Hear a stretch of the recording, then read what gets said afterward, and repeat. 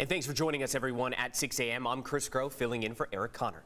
And I'm Nada Irampur. Glad to have you with us here. We're going to dive right into our top story. New this morning, a federal judge in Texas has now blocked the Biden administration from ending the Remain in Mexico immigration policy. That was the one introduced by the Trump administration.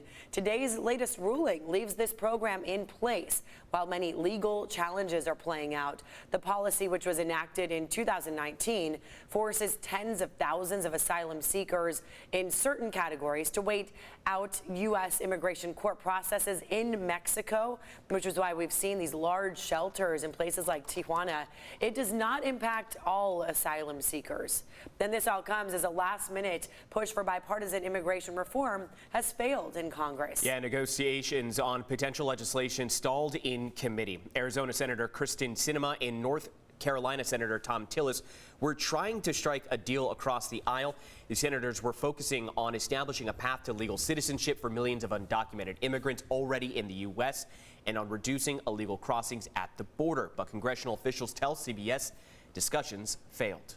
Title 42 is expected to expire next week, so this is having huge impacts. The number of migrants arriving at our southern border climbing each day. The video you're seeing here is in Texas. The policy allowed the government to turn away migrants to protect public health during the pandemic, citing COVID-19 precautions at the time. Now, a local activist does not expect San Diego to see this same type of influx as other border cities, like what they're seeing in El Paso, Texas, with huge lines and huge crowds. However, any increase in migrants, they say, will put pressure on local organizations who right now are already spread thin.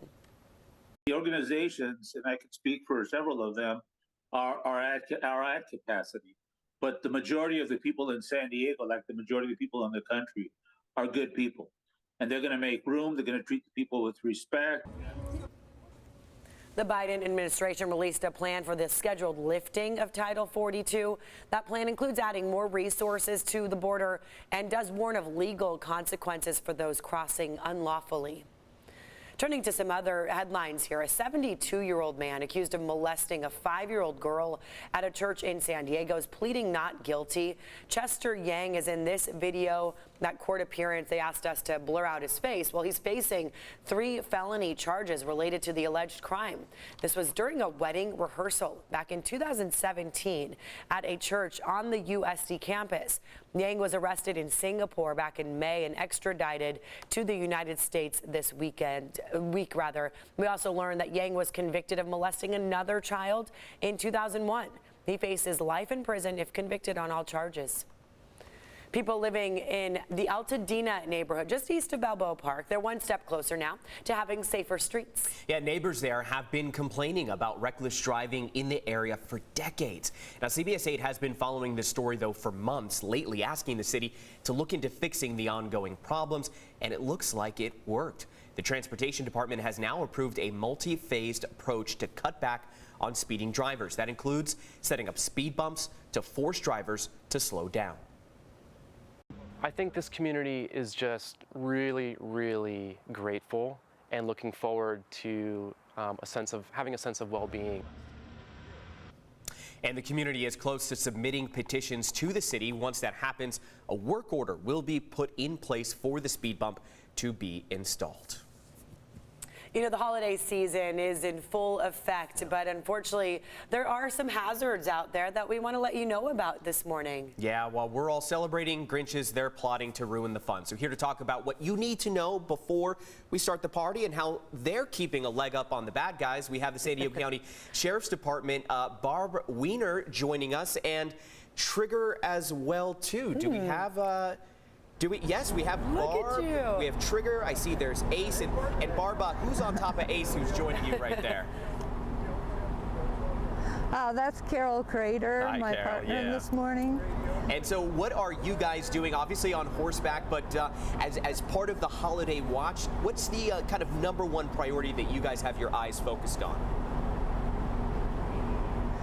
We usually ride around in the parking lots during our holiday watch and just go up and down, make sure that people haven't left their packages in plain sight, and just watching, we have a little bit better advantage from being higher up on the horses, making sure that there's no one's breaking into vehicles or anything like that.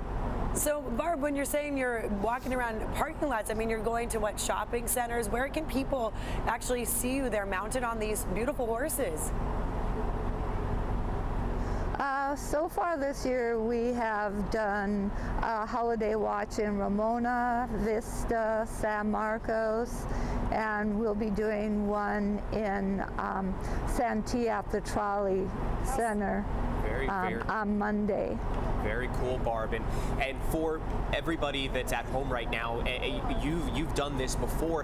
What are, again, some of those really crucial tips for folks when they're shopping about how to handle gifts with their vehicles? Well, when they bring gifts back to the vehicle, they should make sure that they're hidden, like in the trunk or in an area of the vehicle where they can't be seen. And then they should never place them in their vehicle and walk away from the vehicle. They should always make sure they place them in their vehicle when they're at the end of their shopping trip and on their way home. Yeah, good to know. And Barb, tell us real quick, you're with the Sheriff's Department with this horse program. I would imagine it's really fun to see you out in the community for a lot of kids too. Tell us real quick about how rewarding it is to do what you do. Well, we really enjoy it because we see a lot of people, we interact with the public a lot, and the kids just love the horses. They come up, they pet them, they think it's so cool, and there's a lot of adults in our county that really enjoy the horses also. And I like that they celebrate Hanukkah and Christmas for the holidays. Yeah. They're all festive this morning. They're so beautiful. Thank you very much to both of you and to the horses too for being on with us today. Okay. All right. Well, thank you guys so much. We had Barb, we had Carol, we had Trigger, we had Ace. And, Quite a crew.